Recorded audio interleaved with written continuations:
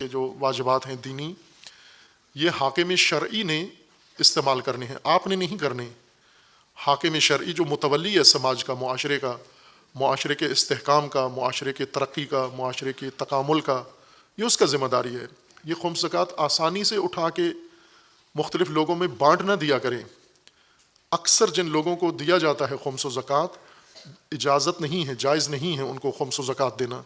حاکم شرعی کو اختیار ہے کہ وہ خمس و زکوٰۃ کا مصرف کرے، اور اس کو بھی بتایا گیا ہے حاکم شرعی کو کہ کہاں کہاں آپ نے اس کو استعمال کرنا ہے۔ اس وقت بہت سارے لوگ انہوں نے اپنے آپ کو مجاز قرار دیا ہوا ہے، خود سے بقلم خود خمس لینے کے مجاز ہیں۔ یہ جیسے یہ نظریہ ہے کہ ہر مجتہد کو خمس دے سکتے ہیں، یہ بقلم خود نظریہ ہے، یہ شریعت میں نہیں ہے۔ چونکہ شریعت میں حاکم شرعی لے سکتا ہے، سماج کا متولی، جو معاشرے کا متولی اللہ نے بنایا ہے، اسی کو یہ سارے سماجی اموال، معاشرتی اموال سارے اسی کے پاس جانے چاہیے، یا اس کے حکم سے یا اس کی اجازت سے صرف ہونے چاہیے۔ اگر کسی سماج میں ایسا متولی ہے، حاکم شرعی موجود ہے، اگر نہیں ہے تو پھر دوسرے طبقے پر نوبت آ جاتی ہے کہ فقیہ عادل وہ عہدیدار ہو جائے۔ اگر فقیہ عادل نہیں ہے، پھر مومنین عادل سماج کے متولی بن جائیں۔ کسی صورت میں بھی سماج کو اپنے حال پر نہیں چھوڑا جا سکتا۔ یتیم سماج کا اسلام میں کوئی تصور نہیں ہے۔ یتیم اولاد کا تصور ہے جن کی والدہ مر جائے، جن کا باپ مر جائے، لیکن سماج کو قرآن یتیم نہیں رہنے دیتا کہ کوئی بھی متولی نہ ہو۔ اگر اللہ کا منسوب کردہ متولی ہے تو وہ سماج کا متولی ہے، قیم وہ ہے، حاکم وہ ہے، اور اس نے تمام سماجی ضرورتیں فرد فرد کی فراہم کرنی ہیں۔ اس کے صرف اقتدار کے مزے لوٹنا اس کا کام نہیں ہے، بلکہ فرد فرد کی ضروریات پوری کرنا اس کا کام ہے۔ جیسے امیر المومنین اپنی خلافت کے زمانے میں امیر المومنین کا کھانا، امیر المومنین کا پہننا، یہ سب سے معمول سے بھی کمتر تھا۔ جو کی خشک روٹی امیر المومنین خلافت کے زمانے میں کھاتے تھے، اور لوگ پوچھتے تھے کہ کمی کیا ہے، آپ اس سب سے کم قیمت لباس، کپڑے کا لباس بناتے ہیں، سب سے کم قیمت کھانا کھاتے ہیں، کمی کیا ہے؟ ٹھیک ہے، بیت المال میں بھی آپ کا حصہ ہے، اس سے بھی اگر آپ مصرف کریں تو بھی آپ اچھا کھانا کھا سکتے ہیں۔ جتنا حصہ بیت المال میں سب کا ہے اتنا آپ کا ہے، اور بیت المال کے علاوہ بھی آپ کے پاس اپنی بھی اشیاء یا اموال ہیں، ان سے آپ استفادہ کر سکتے ہیں۔ اور امیر المومنین ناداری کا بہانہ نہیں کرتے تھے کہ میرے پاس پیسے نہیں ہیں یا میں بیت المال سے حصہ نہیں لیتا۔ جو بیت المال میں ان کا حصہ تھا وہ لیتے تھے، لیکن فرماتے تھے کہ میں چونکہ متولی ہوں، قیم ہوں، حاکم ہوں معاشرے کا، اور اگر یمن میں کوئی بھوکا ہے اور میں پیٹ بھر لوں، یہ حاکم کے لیے روا نہیں ہے۔ حاکم شکمسیر ہو، حاکم سیراب ہو کے پی لے، اور اس کی رعیت میں سے کوئی ایک فرد بھی شب کو بھوکا رہ جائے۔ حاکم گرم بستر میں سویا ہوا ہو، رعیت میں سے کوئی ایک فرد سردی میں مر رہا ہو۔ حاکم صحت و سلامتی میں جی رہا ہو، رعیت میں سے بیمار ہو جس کے پاس دوا کے دارو کے پیسے بھی نہیں ہیں۔ حاکم تمام ضروریات زندگی مکمل طور پر رکھتا ہو، اور اس کی رعیت کے کسی خاندان یا کسی فرد کے پاس ابتدائی ضروریات بھی موجود نہ ہوں۔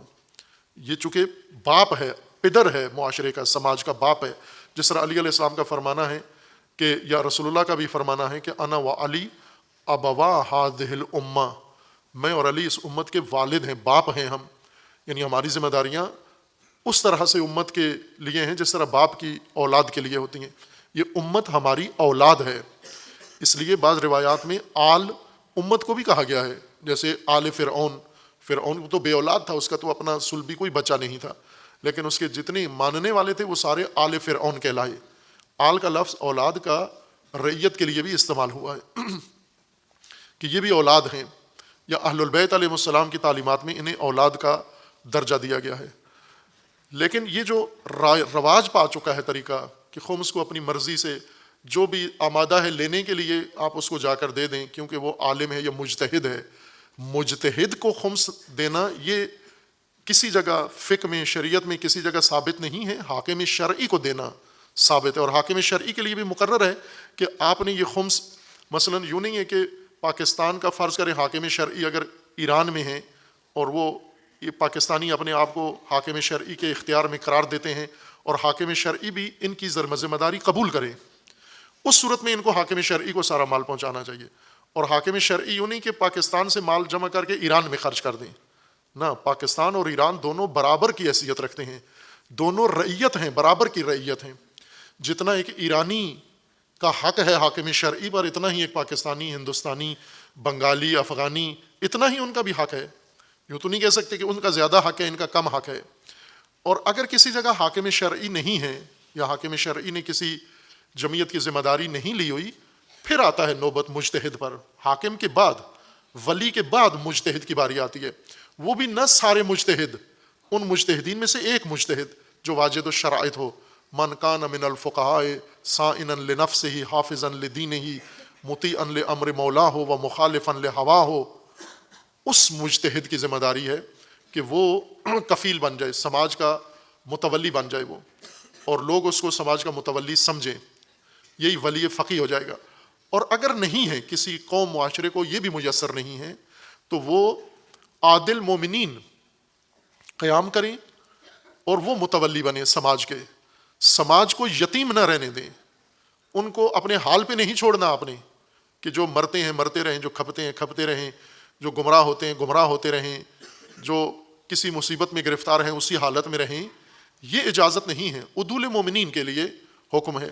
بلکہ یہاں تک ہے کہ اگر عادل مومن بھی، فرض کریں ایسا معاشرہ بعید نہیں ہے، آخر الزمان ہے، ایسا معاشرہ فرض کیا جا سکتا ہے نعوذ باللہ، کہ جس میں کوئی عادل مومن بھی نہ ہو. جیسا ہماری صورتحال ہے، جا رہی ہے پاکستان کی، ممکن ہے کوئی دن ایسا آ جائے کہ عادل مومن بھی پاکستان میں نہ ہو، اللہ نہ کرے. خوب اس دن کیا کریں؟ آیا سماج کو پھر اپنے حال پر چھوڑ سکتے ہیں؟ نہ، پھر بھی نہیں چھوڑ سکتے. پھر ان فساق میں سے کوئی فاسق اس کا سرپرست بن جائے، اگر عادل نہیں ہے، پھر بھی اس کو یتیم نہیں چھوڑنا. لا بد للناس من امیر بر او فاجر، بر او فاجر. امیر المومنین کا فرمانا ہے کہ لازمی ہے، لابد ہے معاشرے کے لیے، سماج کے لیے ایک قیم سرپرست، ذمہ دار، متولی کا ہونا جو سماجی امور کو انجام دے، اور وہی سارے امور کو مدیریت کرے گا، وہی سارے امور کی تدبیر کرے گا. وہ اس تدبیر کا حصہ ہے مثابرہ. مثابرہ یعنی ہر کمزور حصے کو جا کر آپ استقامت، پائیداری، مدد فراہم کریں.